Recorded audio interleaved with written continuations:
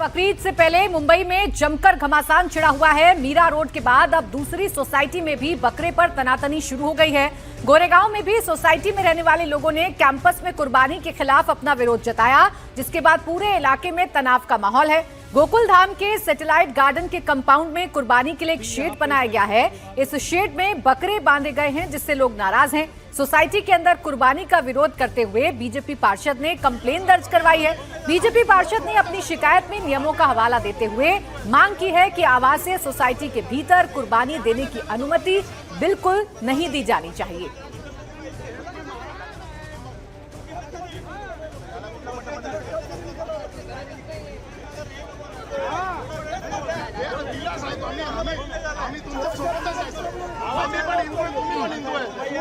मंदिर है, पास में ही स्कूल है, तो बीएमसी के नॉर्म से कहते हैं जहाँ पे भी मंदिर और एजुकेशनल इंस्टीट्यूट रहेंगे वहाँ पर इस तरीके से आप कुर्बानी नहीं दे सकते हैं।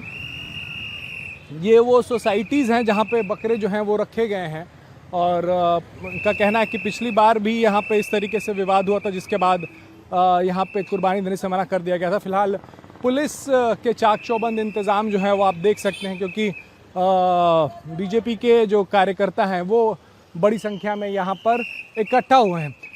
सोसाइटी के लोगों का कहना है कि यहाँ पर ज़्यादातर जो रहने वाले लोग हैं वो मुस्लिम समाज के हैं। सोसाइटी ने परमिशन दी है, इस वजह से वो लोग जो हैं वो बकरे लेके आए हैं। लेकिन वहीं बीजेपी कार्यकर्ताओं का कहना है कि नियम में ये भी है कि अगर पास में कोई धार्मिक जगह है, यानी कि कोई धार्मिक संस्थान है, मंदिर है, तो वहाँ पे आप नहीं कर सकते इस तरीके से कुर्बानी। अगर पास में कोई एजुकेशनल इंस्टीट्यूट है वहाँ पर भी आप इस तरीके से कुर्बानी नहीं कर सकते। ये वजह है कि सोसाइटी के आसपास के लोगों ने, आसपास की दूसरी जो सोसाइटीज़ हैं उसने ये आपत्ति दर्ज कराई है, जिसके बाद भारतीय जनता पार्टी के लोग जो यहाँ पे पहुँचे हैं उन्होंने बीएमसी में भी इसकी शिकायत की है। बीएमसी इस पर आज मीटिंग करके फैसला लेने वाली है कि यहाँ कुर्बानी होगी या नहीं। पिछले साल भी यहाँ पे इसी तरीके की स्थिति जो है वो पैदा हुई थी, बाद में कुर्बानी जो है वो रोकनी पड़ी थी। गोरेगांव में सोसाइटी में रहने वाले लोगों का कहना है कि बकरा बंधा होने की वजह से वो अपने फ्लैट की खिड़की तक नहीं खोल पा रहे हैं। कुर्बानी के लिए लाए गए बकरे की दुर्गंध से यहां रहने वाले कई लोग बीमार हो गए हैं। सोसाइटी के लोगों से बात की हमारे संवाददाता कुमार राजेश ने।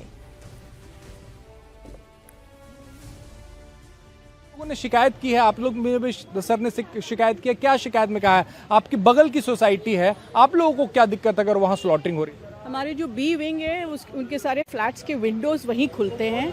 The stench is very strong. लोगों को सुबह उल्टी आती है, बहुत वेजिटेरियंस हैं यहाँ पे, एंड ब्लड बट भी दिखता है शेड के बावजूद।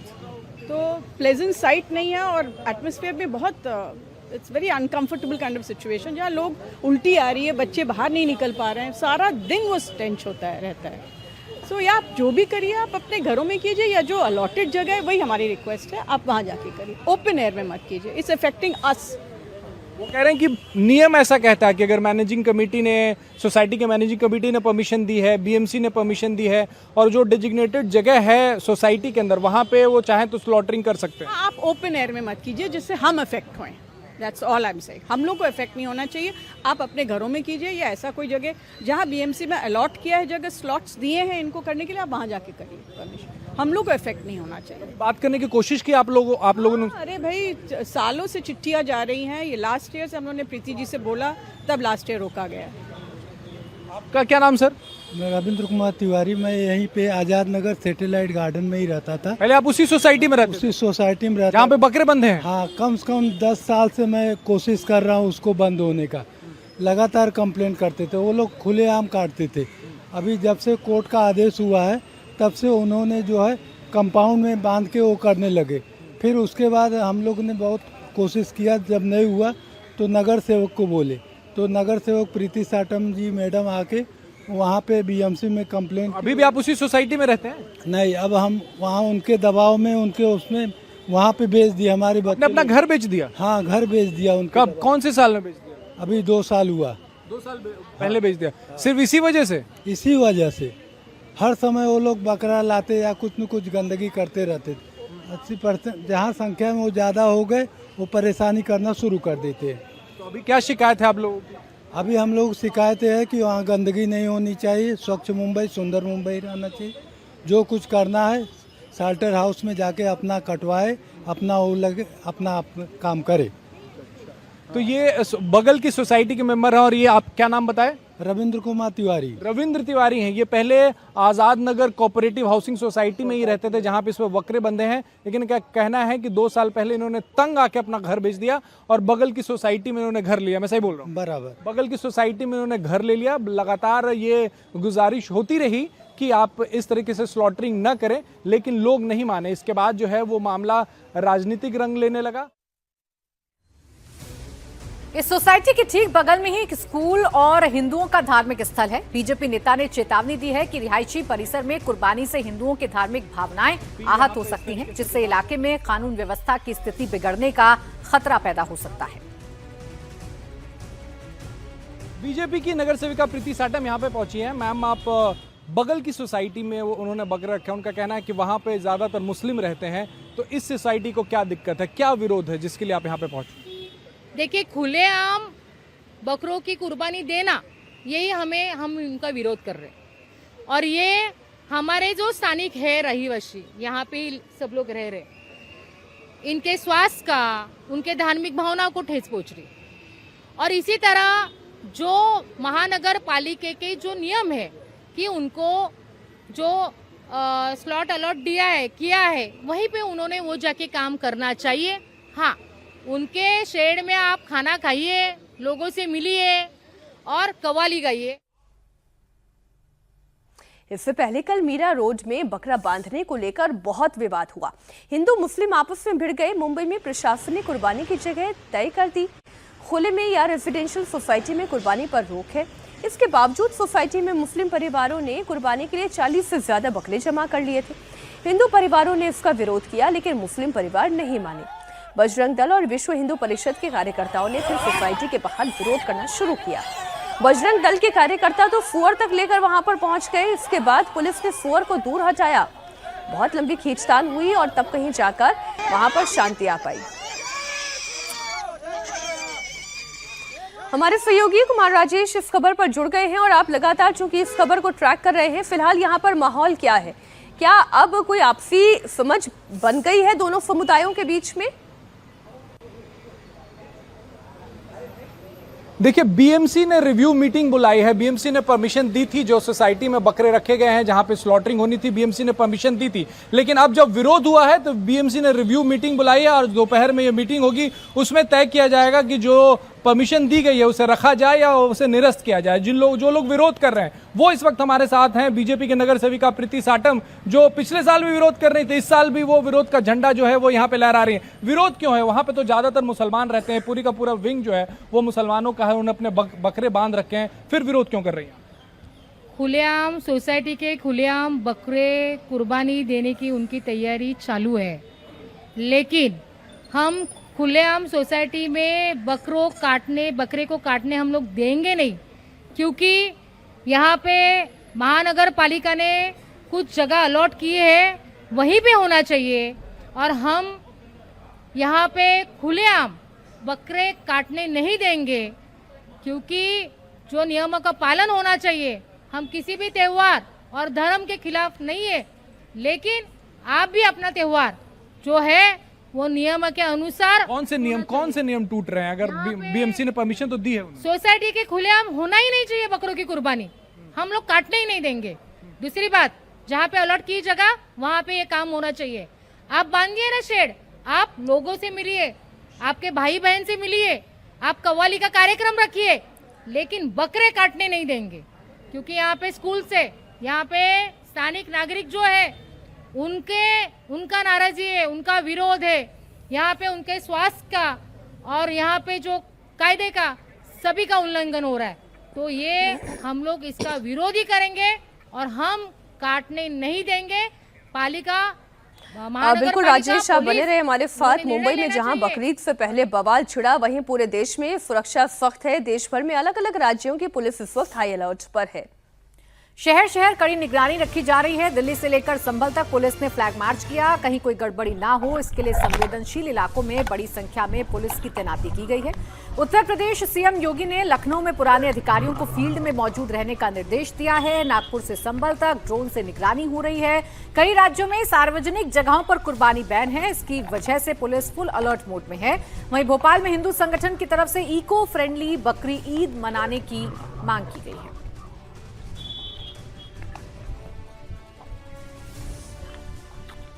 दिल्ली में बकरीद को लेकर प्रशासन अलर्ट पर है। दिल्ली पुलिस ने संवेदनशील इलाकों में फ्लैग मार्च निकाला। अजमेरी गेट चौक से जामा मस्जिद तक पुलिस ने फ्लैग मार्च कर शांति और सुरक्षा का मैसेज दिया। उत्तर प्रदेश के लखीमपुर और फिरोजाबाद में पुलिस ने फ्लैग मार्च निकाला।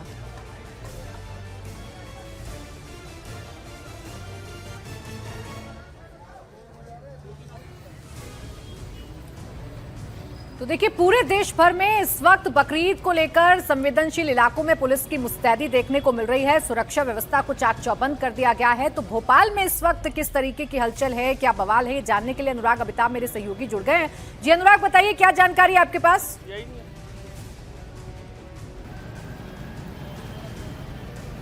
सबसे पहले मैं तस्वीरें दिखा देता हूं। इस वक्त आप देख रहे हैं इको फ्रेंडली बकरीद की अपील की है और इसलिए ये इको फ्रेंडली बकरे जो हैं ये हिंदू संगठन ने यहाँ पर बनाकर रखे हैं। दरअसल साफ तौर पर कहना इनका ये है कि चूंकि होली और दिवाली पर इको फ्रेंडली होली की बात की जाती है, इसीलिए ये लेकर आए हैं। तस्वीरें आप देख सकते हैं। 1000 रुपए इसका दाम रखा गया और इनके मुताबिक जो तमाम जो लोग हैं वो आ भी रहे हैं।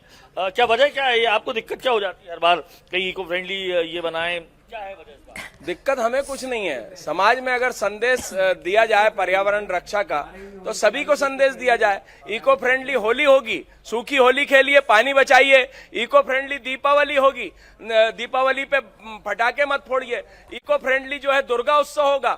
इको फ्रेंडली गणेश जी होंगे कि घर में ही गणेश जी मिट्टी के बना के बाल्टी में विसर्जित कर दीजिए, गाद ना नदी में भरे। लेकिन क्या पर्यावरण की रक्षा की जिम्मेदारी सिर्फ हिंदू समाज की है? हिंदू समाज की नहीं, सर्व समाज की जो इस हिंदुस्तान में रहता है, सबका राष्ट्र, सबका मुल्क है। बिल्कुल अनुराग, अलग अलग तरीके की मांग, अलग अलग तरीके का बवाल पूरे देश भर में देखने को मिल रहा है और इसीलिए पूरे देश में सुरक्षा व्यवस्था चाक चौबंद कर दी गई है। शुक्रिया आपका अनुराग तमाम जानकारी के लिए। तो बकरीद को लेकर शहर शहर नमाज की तस्वीरें भी सामने आ रही हैं। जिन शहरों में आज बकरीद मनाई जा रही है वहां सुबह से ही लोग भारी संख्या में मस्जिदों और ग्राउंड्स में पहुंचकर बकरीद की विशेष नमाज अता कर रहे हैं। जम्मू में बड़ी संख्या में लोग आयशाजी पोरा ईदगाह में जमा हुए हैं। तो मदुरै में भी लोग थामू काम ग्राउंड में पहुंचकर नमाज अता कर रहे हैं।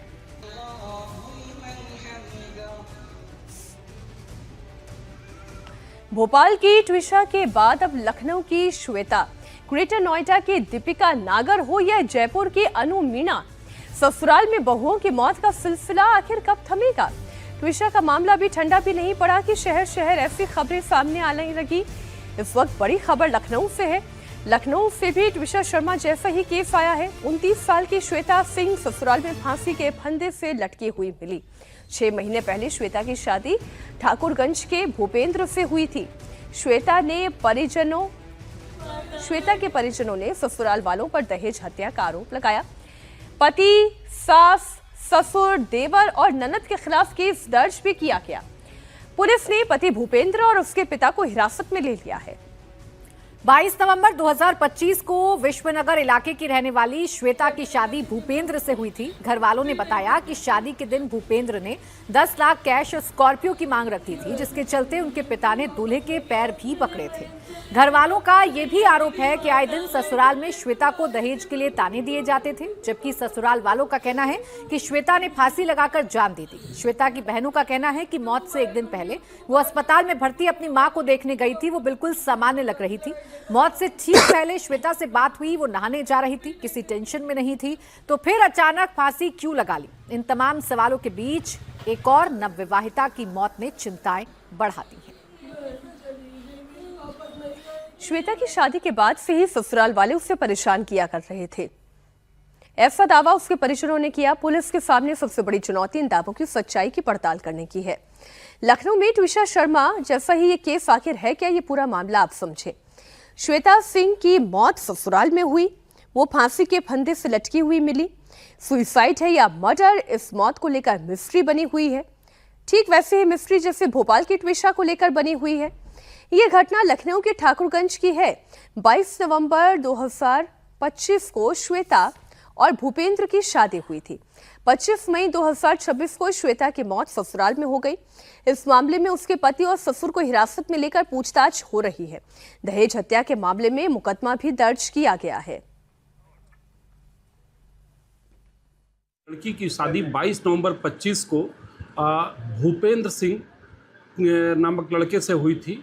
कल उसके ससुराली जनों द्वारा उनको बताया गया कि उनकी लड़की ने फांसी लगा लिया है।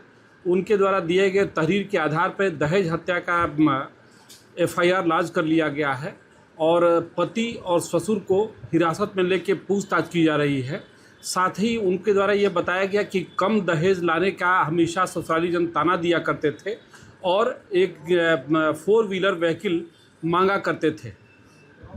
इस संबंध में कार्रवाई की जा रही है और जो भी तथ्य आएंगे तदनुसार आगे की वैधानिक कार्रवाई की जाएगी। अब शादी के 6 महीने बाद ही श्वेता की मौत से बहनें सदमे में हैं। उनकी मां पहले से ही अस्पताल में भर्ती हैं। शनिवार रात श्वेता अपनी मां को देखने के बाद ससुराल लौटी थी और सोमवार को वो फांसी के फंदे से लटकी मिली। श्वेता की बहनों ने बताया कि ससुराल वालों ने दहेज के लिए उनकी बहन को मार डाला। कल दीदी से बात हुई तो वो कही थी मैं नहाने जा रही हूँ दीदी, नहा धो के तैयार होके आऊंगी। जैसे स्ट्रेचर पे आई वो वैसे ही बाल उसके गीले थे, पानी टपक रहा था उसके बालों से। कोई कैसे मरेगा अपने गीले बाल करके? नहीं मार सकते। क्या शक है? मार डाला। मेरी बहन की हत्या की गई इन लोगों ने मिलके। दीदी की बस 11:06 पे बात हुई। उसके बाद 20-25 मिनट के बाद फोन आता है कि पता टाइमिंग पक्की नहीं पता, लमसम 11 बजे कुछ बात। मेरी बहन को लोग ससुराल वाले क्या कह रहे हैं? वो मिले नहीं, फरार नहीं मिली। घर में ताला लगा के भाग गई हैं और पापा और वो दोनों कस्टडी में हैं अभी इस समय। पापा और जो लड़का कस्टडी में है अभी, और उनकी सास ताला लगा के कहाँ चली गई। उनका छोटा लड़का भी कहीं चला गया साथ में, देवर जो उनका था उसको भी साथ में लेके कहीं फरार हो गई है। लड़का कह रहा है कि मेरी माँ को इसमें मत घसीटिए, मेरी माँ से मेरी वाइफ की कोई बोलचाल नहीं थी, मेरे माँ बाप को कुछ मत करिए। बताइए जिसकी बीवी मर गई हो अपने माँ का पक्ष ले रहा है कि सास ने मारा है क्योंकि घर में सास थी। श्वेता सिंह मौत मामले को लेकर श्वेता की बहन ने बड़ा खुलासा किया। श्वेता सिंह के मौत के मामले में बड़ी बहन ने बड़ी बात कही है। उन्होंने कहा कि श्वेता की विदाई के वक्त ससुराल वालों ने अलग से डिमांड रखी थी, कार की मांग की थी। बहुत मुश्किल से दूल्हे पक्ष को समझा बुझाकर ये विदाई कराई गई थी, लेकिन ससुराल में उनकी बहन को लगातार ताने माने जा रहे थे। दिया उनकी जो मांग थी मैं सारी पूरी की। तभी भी शादी जिस दिन विदाई थी उस दिन भी उन लोगों ने दहेज को लेकर लड़ाई कर दी। दहेज उनको कम लगा, उन्होंने लड़ाई कर दी। कार की मांग थी, वो बहन से कहलवाते थे, लेकिन मेरी बहन हम लोग की इतनी पापा की मेरे लिए इतनी हैसियत नहीं है कि उनकी डिमांड पूरी कर पाए। अपने से औकात से ज़्यादा हमने अपनी बहन की शादी की, हर एक चीज़ मैंने अपने हाथों से सजाई थी। अब आप ये सोचिए कि परिवार के लिए कितना बड़ा सदमा है और शादी के दिन विदाई के वक्त ये ड्रामा शुरू हुआ था, जहां पर परिवार वालों का, श्वेता के परिवार वालों का आरोप है कि ससुराल पक्ष से विदाई के समय ही पैसों की डिमांड थी, 4 व्हीलर की डिमांड थी और बार बार दबाव बनाया जा रहा था कि ऐसी नौबत आ गई थी कि श्वेता के पिता को दूल्हे के पक्ष के पांव पकड़ने पड़ गए थे और फिर कहीं जाकर समझा बुझाकर ये विदाई हुई थी। और अब जिस तरीके से श्वेता की मौत हुई है, ये सुसाइड है या उसे सुसाइड के लिए मजबूर किया गया है या फिर ये हत्या है, ये एक बड़ा सवाल है। और रुचि हमारी सहयोगी जुड़ गई है ज्यादा जानकारी के साथ। रुचि, क्या अभी तक इस पूरे मामले में अपडेट है? पुलिस क्या कह रही है और किस किस को हिरासत में लिया गया है ससुराल पक्ष की तरफ से? ससुराल में जो पति हैं श्वेता के और ससुर पुलिस ने हिरासत में ले लिया है। जो मां और देवर है वो फरार है। अब पुलिस का ये कहना है कि श्वेता के घर वालों ने जो सबूत दिए हैं उससे ऐसा लग रहा है कि दहेज हत्या का आरोप है, इसको जांच करने की ज़रूरत है। तो मुकदमा दर्ज कर लिया गया है, पुलिस जांच कर रही है। अब बड़ा सवाल यही श्वेता के घर वाले उठा रहे हैं कि क्योंकि श्वेता की माँ अस्पताल में भर्ती थी, श्वेता रोज़ाना अपनी माँ को देखने जाती थी। जिस दिन फांसी लगाई है श्वेता ने, उस दिन भी फांसी लगाने की जब खबर आई उसके 1 घंटे पहले उसने अपने पिता से भी बात की थी और बहन से भी बात की थी, तब वो बिल्कुल ठीक लग रही थी। तो घर वालों का ये कहना है कि अचानक 1 घंटे में ऐसा क्या हो गया कि वो फांसी पे लटक गई। दूसरा, घर वाले जो बहन हैं वो ये आरोप लगा रही कि पैर में काफ़ी ज़्यादा चोट लगी हुई थी श्वेता के। तो ये चोट कैसे लगी, ये लोग आरोप लगा रहे हैं कि जब से शादी हुई तब से उसको मानसिक रूप से प्रताड़ित किया जाता था, बहुत ज़्यादा परेशान किया जाता था, जिससे वो बहुत तंग आ गई थी और शायद इसके बाद हत्या का आरोप लगा रहे हैं घर वाले। लेकिन पुलिस फिलहाल पूरे मामले की पड़ताल कर रही है कि ये हत्या है या आत्महत्या। फिलहाल मुकदमा दर्ज है और जो ससुर तो पुलिस की हिरासत में है, जो सास और देवर फरार है, उनकी तलाश की जा रही है। शुक्रिया आपका रुचि तमाम जानकारी के लिए। तो एक तरफ श्वेता सिंह के साथ क्या हुआ ये पता लगाने की कोशिश पुलिस कर रही है, तो दूसरी तरफ ट्विशा शर्मा मामले को लेकर भी सीबीआई लगातार जांच को आगे बढ़ा रही है। सीबीआई को कई खामियां इस केस में नजर आ रही हैं, इसे लेकर अलग से बहस छिड़ गई है। इस वक्त की बड़ी खबर भोपाल से है। ट्विशा शर्मा केस की जांच के दौरान सीबीआई को कई खामियां मिली हैं। कल भोपाल पुलिस पर सीबीआई के अधिकारी नाराज भी हो गए। केस की फाइलिंग ठीक से नहीं होने पर सीबीआई के इन्वेस्टिगेटिंग ऑफिसर्स नाराज हो गए और पुलिस से फाइल ठीक से अरेंज करके लाने को कहा। इस मामले में आज भी सीबीआई समझ से पूछताछ करेगी। ट्विशा की सास और रिटायर्ड जज गिरिबाला सिंह की जमानत पर भी आज सुनवाई है। जबलपुर हाईकोर्ट में उनकी एंटीसिपेटरी बेल को रद्द करने की याचिका दी गई है। ट्विशा शर्मा केस की सीबीआई जांच तेज की गई है। कल सीबीआई के अधिकारी ट्विशा के परिजनों से भी मिले थे। जैसे जैसे जांच आगे बढ़ रही है वैसे वैसे कई और खुलासे भी हो रहे हैं। कल सीबीआई के अधिकारी भोपाल पुलिस अधिकारियों पर भड़क गए क्योंकि फाइलिंग सही से नहीं की गई थी। आज गिरिबाला सिंह के लिए बड़ा दिन है। जमानत बनी रहेगी या रद्द होगी, जबलपुर हाईकोर्ट पर सबकी नजर है। समर्थ ने अब तक सीबीआई को क्या बताया, पुलिस को क्या जानकारी दी, सीबीआई उसके बयानों का मिलान भी करेगी। इधर पोस्टमार्टम 2 का भी इंतजार किया जा रहा है। 24 मई को दिल्ली एम्स के स्पेशलाइज्ड पैनल ने पोस्टमार्टम किया था। इन सबके बीच ट्विशा को पूरा इंसाफ कब मिलेगा, ये सवाल है। ट्विशा डेथ केस में अब सीबीआई ने अलग से एफआईआर दर्ज की है। इस एफआईआर में क्या क्या खास बातें हैं ये भी आपको बताते हैं। 12 मई को ट्विशा की मौत भोपाल में उसके ससुराल में हो गई। आरोपी नंबर 1 उसका पति समर्थ सिंह, जबकि आरोपी नंबर 2 उनकी सास और रिटायर्ड जज गिरिबाला सिंह है। एफआईआर में फांसी लगने से मौत की बात है, मानसिक प्रताड़ना का जिक्र है, शरीर पर चोट के निशान की बात लिखी है, गर्भपात का दबाव बनाने का भी जिक्र है, शारीरिक प्रताड़ना का एंगल भी है, दहेज की मांग, मारपीट का शक और ट्विशा का कैरेक्टर असैसिनेशन करने की भी बात एफआईआर में लिखी गई है। क्योंकि शिकायत में ट्विशा के घर वालों ने कहा कि जब वो गर्भवती हुई थी तो पति और सास ये कहकर ताने मारते थे कि ये बच्चा किसी और का है।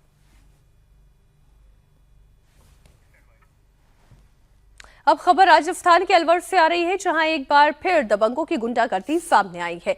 होटल में खाने के पैसे मांगने पर दबंगों ने मैनेजर को जमकर पीटा। बताया जा रहा है कि दबंगों ने होटल में खाना पैक कराया। जब मैनेजर ने पैसे मांगे तो दबंग मारपीट करने लगे। ये पूरी घटना सीसीटीवी में कैद हो गई।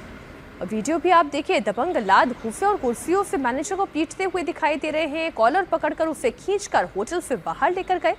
हमले में मैनेजर को गंभीर चोट आई है। होटल मैनेजर की तहरीर के बाद पुलिस दबंगों की तलाश कर रही है। और अब बात राजस्थान के जोधपुर की करेंगे, जहां बदमाशों के एक गुट ने शहर के 2 अलग अलग इलाकों में आधी रात जमकर उत्पात मचाया। घरों के बाहर खड़ी गाड़ियों पर बदमाशों ने तोड़फोड़ की और फिर मौके से फरार हो गए। ये पूरी वारदात सीसीटीवी में कैद हो गई है। वीडियो में भी आप देख सकते हैं कि 2 स्कूटी पर सवार 6 युवक लाठी डंडों के साथ आते हैं और फिर गली गली में खड़ी गाड़ियों को तोड़ने लगते हैं। आशंका जताई जा रही है कि दोनों ही वारदातों को अंजाम देने के पीछे एक ही शातिर गैंग का हाथ है, जिसने महज कुछ ही घंटों के अंतराल में 2 अलग अलग इलाकों में दहशत का माहौल पैदा कर दिया। फिलहाल पुलिस अब इन बदमाशों की तलाश कर रही है। और अब खबर उत्तर प्रदेश के गाजियाबाद से, जहां 2 पक्षों में जमकर मारपीट हुई। मारपीट की वजह हिंदू मुस्लिम शादी बताई जा रही है। पुलिस ने मारपीट करने वाले 2 आरोपी कौसर और हबीब को गिरफ्तार किया। बताया जा रहा है कि 2 महीने पहले हिंदू लड़के ने मुस्लिम लड़की से कोर्ट मैरिज की। लड़की के घर वाले शादी से खुश नहीं थे। इस बात को लेकर वो लड़के के घर पर पहुंचे और मारपीट शुरू की। लड़के के घर वालों पर चापर से हमला किया गया, जिसमें 3 लोग घायल हो गए। फिलहाल पुलिस ने आरोपियों को अरेस्ट कर लिया है।